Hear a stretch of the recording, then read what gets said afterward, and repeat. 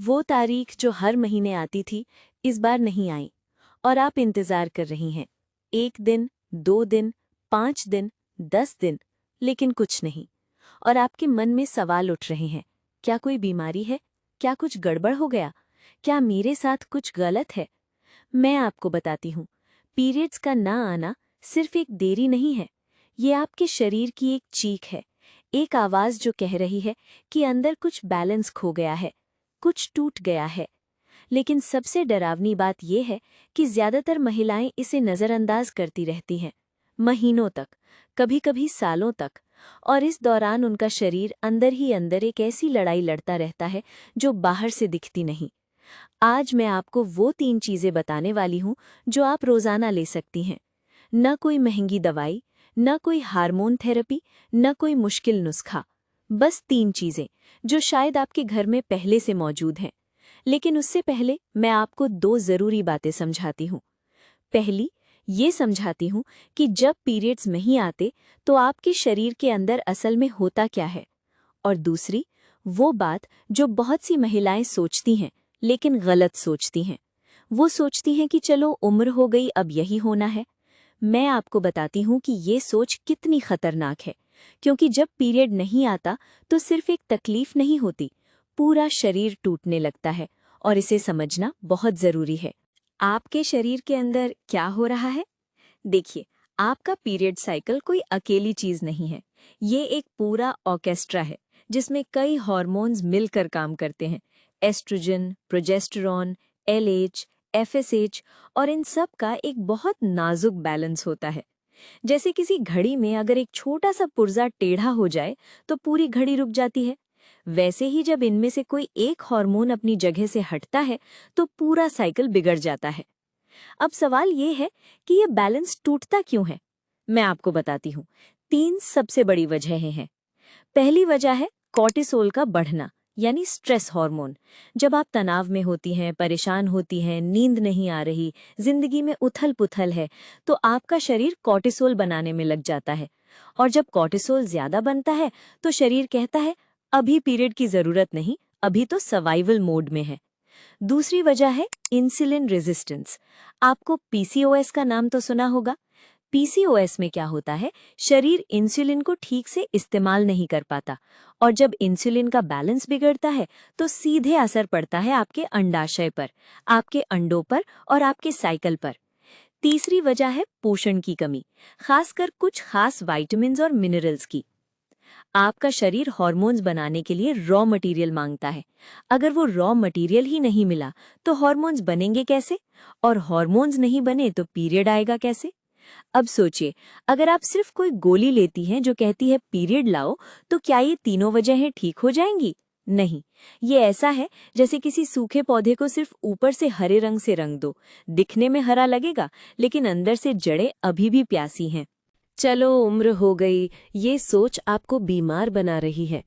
अब मैं आपसे एक बात पूछती हूँ, क्या आपने कभी किसी बड़ी उम्र की औरत को ये कहते सुना है, अरे छोड़ो, पीरियड नहीं आते तो ना आए, उम्र हो गई है, अब यही होता है?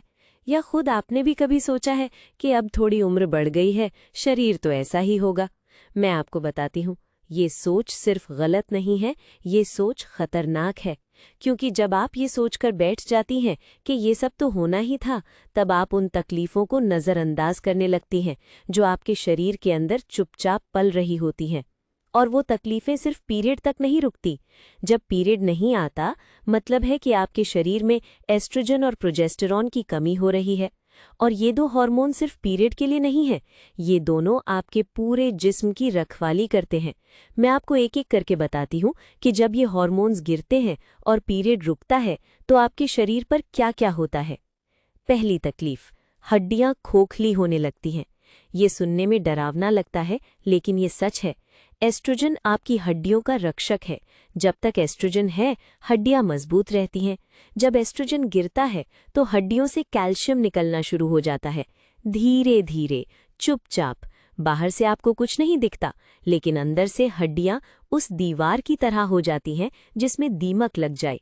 ऊपर से ठीक लगती है, लेकिन एक दिन अचानक टूट जाती है। इसीलिए जो महिलाएं अपने पीरियड के बारे में लापरवाह रहती हैं, उन्हें 40-45 की उम्र में ऑस्टियोपोरोसिस हो जाता है। थोड़ी सी ठोकर लगती है और हड्डी टूट जाती है। थोड़ा वजन उठाया और कमर में दर्द हो गया जो महीनों नहीं जाता, और वो सोचती हैं कि ये तो बुढ़ापे की निशानी है। नहीं, ये उस लापरवाही की सजा है जो बरसों पहले शुरू हुई थी। तो क्या करें? ये सब सुनकर शायद आप घबरा गई हों, लेकिन मैं आपको घबराने के लिए नहीं बता रही। मैं आपको इसलिए बता रही हूँ ताकि आप समझें कि ये लड़ाई लड़ने लायक है। ये हार मानने का वक्त नहीं है। और सबसे बड़ी बात यह है कि ये सब ठीक हो सकता है। आपका शरीर ठीक होने की ताकत रखता है, बस उसे सही चीजें चाहिए।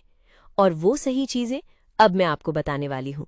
3 चीजें जो इन तीनों वजहों पर एक साथ काम करती हैं, जिनसे ये सारी तकलीफें शुरू होती हैं। पहली चीज, अलसी के बीज। सुनने में बहुत छोटा नाम है, लेकिन मैं आपको बताती हूँ इसका असर बड़े से बड़े सप्लीमेंट को भी शर्मा दे। अलसी के बीज में होते हैं लिग्नैंस। ये एक तरह के फाइटोएस्ट्रोजेंस हैं, यानी पौधों से मिलने वाले एस्ट्रोजन जैसे तत्व। और ये लिग्नैंस आपके शरीर में बहुत जरूरी काम करते हैं। जब आपके शरीर में एस्ट्रोजन कम होता है तो ये लिग्नैंस उसे थोड़ा बढ़ाने में मदद करते हैं। जब एस्ट्रोजन ज्यादा होता है, जैसे पीसीओएस में होता है, तो ये उसे संतुलित करने में मदद करते हैं। यानी ये एक स्मार्ट तत्व है। ये शरीर की जरूरत समझता है और उसी हिसाब से काम करता है। लेकिन अलसी की ताकत सिर्फ यही नहीं रुकती। इसमें ओमेगा 3 फैटी एसिड्स होते हैं जो इन्फ्लेमेशन को कम करते हैं। पीसीओएस और हार्मोनल असंतुलन में शरीर के अंदर एक लगातार सूजन रहती है जो बाहर से दिखती नहीं, लेकिन आपकी अंडाशय की कार्यक्षमता को धीरे धीरे कम करती रहती है। ओमेगा 3 उस सूजन पर पानी डालता है। इसके अलावा अलसी में मैग्नीशियम होता है जो कॉर्टिसोल यानी स्ट्रेस हार्मोन को नियंत्रित करने में मदद करता है। एक रिसर्च में पाया गया कि जिन महिलाओं ने लगातार 12 हफ्ते तक रोज अलसी के बीज लिए, उनके साइकिल की नियमितता में साफ सुधार आया। दर्द कम हुआ, ब्लोटिंग कम हुई और कुछ महिलाओं का साइकिल जो महीनों से रुका हुआ था वो वापस शुरू हो गया। कैसे लें? रोज 1 से 2 चम्मच अलसी के बीज लें, लेकिन यहाँ एक बहुत जरूरी बात है।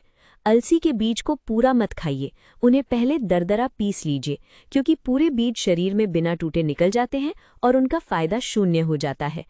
पिसी हुई अलसी को आप दही में मिला सकती हैं, चपाती के आटे में मिला सकती हैं, स्मूदी में डाल सकती हैं या बस एक ग्लास पानी के साथ ले सकती हैं।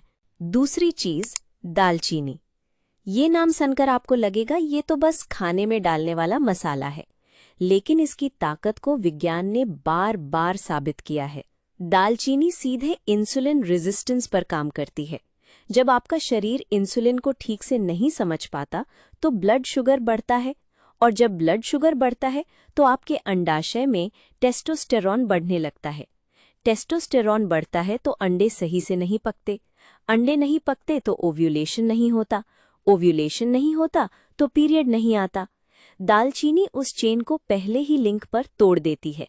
एक बड़ी स्टडी में पीसीओएस से पीड़ित महिलाओं को 6 महीने तक रोज दालचीनी दी गई। नतीजा, उनके मासिक धर्म की नियमितता में काफी सुधार आया। कैसे लें? रोज आधा से 1 चम्मच दालचीनी गर्म पानी में मिलाकर पिएं, दूध में डालें या शहद के साथ लें। बस ध्यान रखें कि असली सिलोन सिनेमन लें, बाजारी कैसिया नहीं। तीसरी चीज, अशोकारिष्ट।